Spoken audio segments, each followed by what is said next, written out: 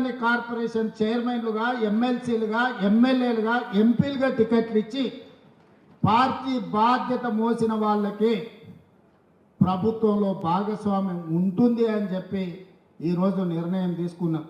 మిత్రుడు జగ్గారెడ్డి గారు ఓడిపోయిన నిర్మలా జగ్గారెడ్డి గారిని జిల్లా పార్టీ అధ్యక్షురాలుగా చేసింది కాబట్టి ఒక ఎమ్మెల్యేకు మంత్రి పదవి ఇవ్వకపోతే టీజీఐఎస్సీ చైర్మన్ ఇస్తాం. అంత పెద్ద కార్పొరేషన్ చైర్పర్సన్గా నిర్మలా జగ్గారెడ్డి గారు జిల్లా పార్టీ అధ్యక్షురాలుగా బాధ్యత వహించింది కాబట్టి ఆ రోజు బరువు మోసింది కాబట్టి ఈరోజు వారు కార్పొరేషన్ చైర్పర్సన్గా, అది జగ్గారెడ్డి గారి కోట కాదు, ఆవిడ సొంత కోట. జగ్గారెడ్డి సాగే చేస్తున్నాడు ఆయన కోట అని. ఆయనకి ఏం సంబంధం లేదు. అక్క కష్టపడ్డది పార్టీకి, అక్క కష్టం మీదనే ఆవిడ చైర్పర్సన్ అయింది. మీరు వర్కింగ్ ప్రెసిడెంట్ కానీ మా ప్రమోషన్ అక్కడ వచ్చింది. అదే చెప్తున్నా, మీరు వర్కింగ్ ప్రెసిడెంట్ అయినా మీకు ప్రమోషన్ రాలే, జిల్లా ప్రెసిడెంట్కు ప్రమోషన్ ఇచ్చినాం.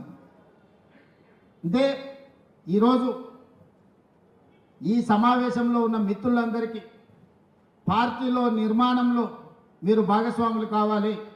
ఈరోజు మీకు పిసిసి అధ్యక్షుడు ఇచ్చే బాధ్యతను మీరు బాధ్యతాయుతంగా నెరవేర్చాలి.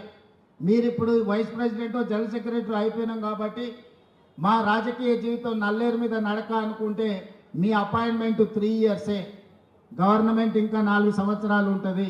దాదాపుగా 3.5 సంవత్సరాలు, ఒక 6 నెలలు ఎట్లాగూ 2029లో ఎన్నికలు వస్తాయంటుంది కాబట్టి ఇంకా 4 ఏళ్ళు ప్రభుత్వం ఉంటుంది. సరిగ్గా ఎన్నికల ముందు పనిచేయని వాళ్ళను తప్పకుండా పిసిసి అధ్యక్షుడు బాధ్యతల నుంచి తప్పిస్తాడని నేను సంపూర్ణంగా విశ్వసిస్తున్నా.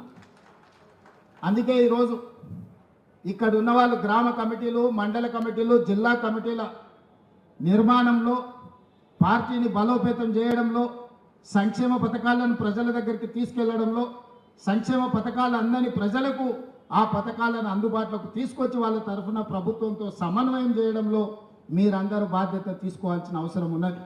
ఇవాళ రాబోయే స్థానిక సంస్థలలో నాయకుల ఎన్నికలు అయిపోయిన ఎమ్మెల్యేలు, ఎమ్మెల్సీలు, ఇప్పుడు కార్యకర్తల ఎన్నికలు రాబోతున్నాయి. కార్యకర్తల ఎన్నికల్లో ఎవరైతే కష్టపడతారో, కార్యకర్తలను కష్టపడి ఎవరైతే గెలిపించుకుంటారో వాళ్ళు తిరిగి నాయకులుగా రాష్ట్ర స్థాయికి ఎదుగుతారు. అందుకే ఈరోజు పార్టీ నిర్మాణంలో భాగస్వాములు కావాలి.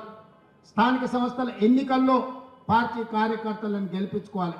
అప్పుడే పార్టీ బలోపేతం అవుతుంది. పార్టీ బలోపేతం అయితే రెండవసారి కాంగ్రెస్ పార్టీ తిరిగి అధికారంలోకి వస్తుంది.